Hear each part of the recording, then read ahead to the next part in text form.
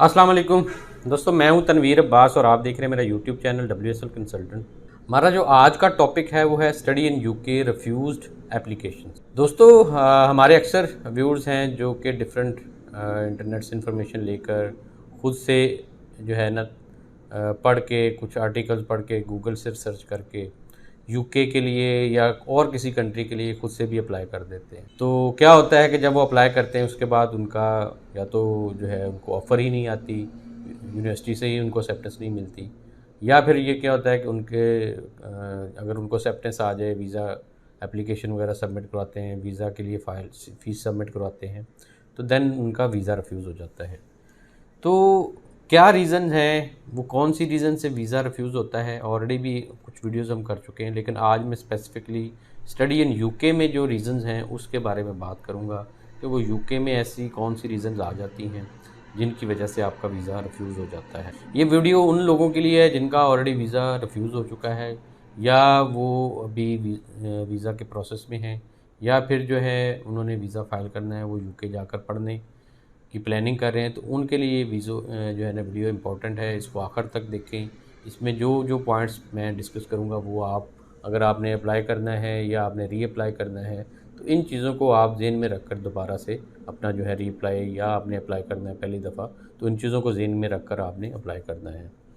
दोस्तों इसके अलावा अगर आप भी UK, USA, Canada, Austria, Italy या किसी भी और मुल्क में अप्लाई करने में इंटरेस्टेड हैं तो आप हमसे रब्ता कर सकते हैं।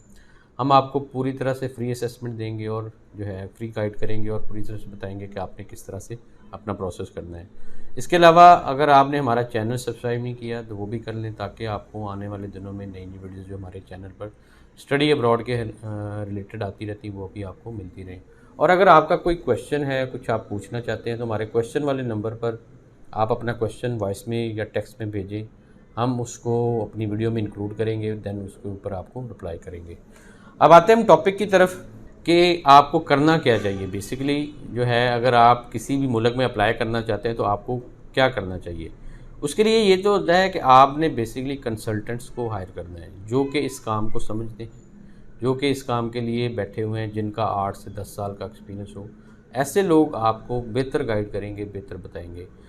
तो अगर मैं एग्जांपल छोटी सी दूंगा कि अगर आपको नहीं पता कि आपने गाड़ी कैसे ठीक करनी है, मोटरसाइकिल ठीक कैसे करना है, या आपका कोई फ्रिज, एसी कुछ भी ख़राब हो गया घर में, अगर आपको उसका पता नहीं है कि आपने कैसे उसकी मेंटेनेंस करनी है, कैसे उसकी सर्विस करनी है, या कुछ ख़राबी है तो उसकी रिपेयर कैसे करनी है, और आप उसको खोल के बैठ जाते हैं या आप खुद से करना शुरू कर देते हैं, तो हो सकता है जो चीज़ ठीक हो उसको मज़ीद आप ख़राब कर दें।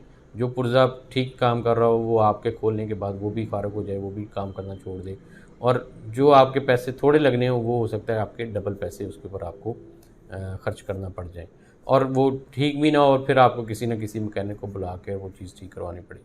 तो क्या होता है कि जो है हमारा जो लोगों का कॉन्सेप्ट होता है कि ये स्टडी अब्रॉड वाला काम हम अगर थोड़ी सी वीडियोस देखेंगे तो खुद से भी कर सकते हैं। नो डाउट आप कर सकते हैं, ऐसा नहीं है। 100 में से कुछ 2, 4, 5 लोग ऐसे होते होंगे जो 100% एक्यूरेसी के साथ अपना सारा प्रोसेस कंप्लीट कर लेते हैं, लेकिन बहुत सारे लोग मिस कर जाते हैं, कंप्लीट इन्फॉर्मेशन कहीं से भी नहीं मिलती। तो इसलिए क्या होता है कि आपको किसी ऐसे बंदे को जिसको ये काम का पता हो, जो कि जिसका एक्सपीरियंस हो, उसको हायर कर लेना चाहिए। अगर आपने 5 लाख 10 लाख लगाना है तो उसमें आपके ऊपर उसके ऊपर 40-50 हज़ार रुपया और लगाने में, किसी को कंसल्टेंसी देने में कोई हर्ज ना होगा, क्योंकि आपका फिर वो पैसा जो आपने लगा कर ज़ाया हो जाना है, जो आपका नुकसान हो जाना है, उससे भी आपकी बचत हो जाती है। तो बेहतर है कि आप किसी से मशवरा करें, किसी को हायर करें, किसी के साथ किसी के थ्रू चलें, और फिर जो वो बताए उसके मुताबिक आप चलते जाएं और अपना प्रोसेस करवाएं। तो इसलिए मेरी सजेशन सब दोस्तों के लिए यही है कि अगर वो किसी भी मुल्क में अप्लाई करना चाहते हैं तो अपने रिलेटेड नियर अबाउट देख के जो है अपना कंसल्टेंट किसी से बात करें, अगर जो उनको अच्छा लगता है उसके पास अपना केस सबमिट करवाएं और उसी के थ्रू अपना प्रोसेस करें। अब आते हैं कि वो कौन सी कॉमन मिस्टेक्स होती हैं जिनकी वजह से वीज़ा रिफ्यूज़ल हो जाता है। दोस्तों इस टॉपिक के ऊपर ऑलरेडी मैं वीडियोस बना चुका हूं, लेकिन आज स्पेसिफिकली हम बात करेंगे कि यूके का वीज़ा अगर आप चाहते हैं तो वो किन चीज़ों का आपने ख्याल करना है और वो कौन सी चीज़ें हैं जिनकी वजह से आपका वीज़ा रिफ्यूज़ हो जाता है। सबसे जो पहला पॉइंट होता है वो है इनकम्प्लीट डॉक्यूमेंट्स हैं। दूसरा पॉइंट है कि फॉल्स, फोर्ज, फेक डॉक्यूमेंट्स, मतलब आपने गलत डॉक्यूमेंट लगा दिए, फेक लगा दिए या फोर्ज करके लगा दिए, मतलब डॉक्यूमेंट्स में खुद ही चेंजेस करके नाम वगैरह चेंज करके आपने कोई फोर्ज डॉक्यूमेंट लगा दिया। मिस्टेक्स हों डॉक्यूमेंट्स में, कोई स्पेलिंग मिस्टेक्स हों या कोई जो है आपकी डेट ऑफ बर्थ है या और चीज़ों की मिस्टेक हो, फादर के नेम की मिस्टेक हो, तो ये मिस्टेक्स आ जाती हैं। और इसके अलावा आपका जो चौथी रीज़न होती है वो होती है failure to establish home ties.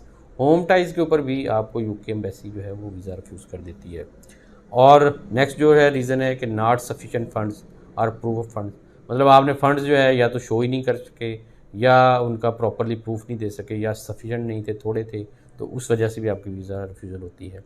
Other reasons भी होती हैं कि आप का मतलब कोई आपने ऐसा चीज़ जो है कर दी या ऐसा इंटरव्यू के दौरान ऐसी कोई बात कर दी जिसकी वजह से आपका वीज़ा रिफ्यूज़ हो जाए, तो वो अदर रीज़न भी आ जाती हैं। लेकिन 4 से 5 बड़ी रीज़न हैं जिनकी वजह से वीज़ा रिफ्यूज़ होता है। अगर एप्लीकेशन रिफ्यूज़ हो जाए तो क्या करना चाहिए? दोस्तों, अगर एप्लीकेशन जो है रिफ्यूज़ हो जाए तो आपको फ़र्स्ट ऑफ़ ऑल अपने डॉक्यूमेंट्स की चेकलिस्ट जो है वो देखनी है कि जो डॉक्यूमेंट्स की चेकलिस्ट बनाई गई है क्या उसके मुताबिक आपने डॉक्यूमेंट्स रेडी किए हैं।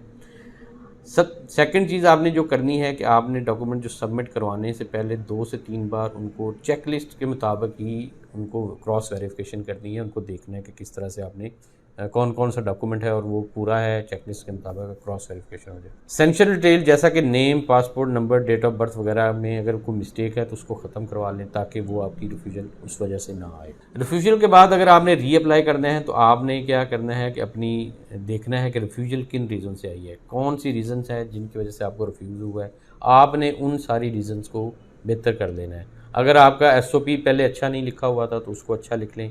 अगर यूनिवर्सिटी के डॉक्यूमेंट भेजते वक्त कोई आपने मिस्टेक कर दी, कुछ और भेजा था, तो वो आप उसको ठीक कर लें जिसकी वजह से आपको प्रोग्राम सिलेक्शन करने में अगर आपने कोई गलती की हुई है तो वो बेहतर कर सकते हैं। इसके अलावा आप किसी प्रोग्राम कोऑर्डिनेटर के साथ, यूनिवर्सिटी के साथ अगर राब्ते में नहीं, डायरेक्ट हैं, खुद से अप्लाई कर रहे हैं, तो प्रोग्राम कोऑर्डिनेटर के साथ आप बात करके उससे भी इंफॉर्मेशन ले सकते हैं। अगर आप किसी कंसल्टेंट के थ्रू अप्लाई कर रहे हैं तो फिर आप उसके थ्रू उसको पूछें कि भाई मेरा कौन कौन सा प्रोग्राम या जो रेलेवेंट प्रोग्राम बनता है उसमें ही अप्लाई करें ताकि आपकी रिफ्यूजल के चांसेस कम से कम हों। अगर आपको वीज़ा रिफ्यूजल आ गया है तो उसका क्या करना है? रीअप्लाई करने से पहले वीज़ा रिफ्यूजल की स्टेटमेंट को समझ लेना चाहिए।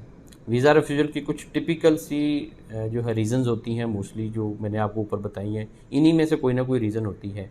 अगर आपको इनसफिशेंट फ़ंड की वजह से वीज़ा रिफ्यूजल आया है तो आपने अपने फ़ंड्स को बेहतर करना है, आपने सोर्स ऑफ इनकम को बेहतर करना है, आपने अपने FBR टैक्स रिटर्न्स को प्रॉपर्ली लगाना है, देन आपका ये वाला इशू ख़त्म हो जाएगा। अगर आपको जो है वीज़ा ऑफिसर के जो है आपकी स्टडीज़ से, पाकिस्तान में जो स्टडीज़ आपने प्रायर स्टडीज़ की हैं उससे मुतमिन नहीं है, अगर वो कहता है कि जी आपकी प्रायर स्टडीज़ इररेलेवेंट है या आपको कोर्स यहाँ पे भी मिल रहा है, आप क्यों UK जाना चाहते हैं, तो ये भी एक उसकी रीज़न होती है। तो इसको भी आपने देखना है कि इसको आपने कैसे जस्टिफाई करना है, इसके ऊपर कौन सा, अगर वो आपका इंटरव्यू होता है तो आपने क्या उसका जवाब देना है। दोस्तों, इसके अलावा अगर आपके पास आपके डॉक्यूमेंट्स में मिस्टेक है तो वो आप ख़त्म कर सकते हैं कि डॉक्यूमेंट्स की मिस्टेक को समझें और उसको करें, रेलिवेंट सब्जेक्ट्स को रख के आप करें, और फाइनेंस वगैरह के अगर कोई रीज़न है तो उसको आप ख़त्म करें। तो ये सारी रीज़न अगर आप बेहतर कर लेंगे और दोबारा से रीअप्लाई करेंगे और दोबारा से जो है सबमिट करवाएंगे तो आपके वीज़ा के चांसेस जो है इंक्रीज़ हो जाएंगे और आपको वीज़ा मिल जाएगा। तो दोस्तों, अगर आप भी UK के लिए अप्लाई करना चाहते हैं, UK में जाना चाहते हैं, तो आप भी इन पॉइंट्स को ज़हन में रख कर अपने एप्लीकेशन को सबमिट करवाएं।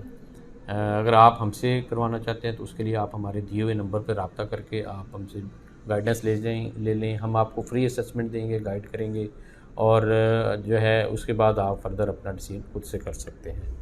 उम्मीद करता हूँ आपको वीडियो पसंद आई होगी। पसंद आई तो लाइक और शेयर कीजिएगा। मज़ीद वीडियोज़ के लिए आप हमारा चैनल भी सब्सक्राइब कर सकते हैं।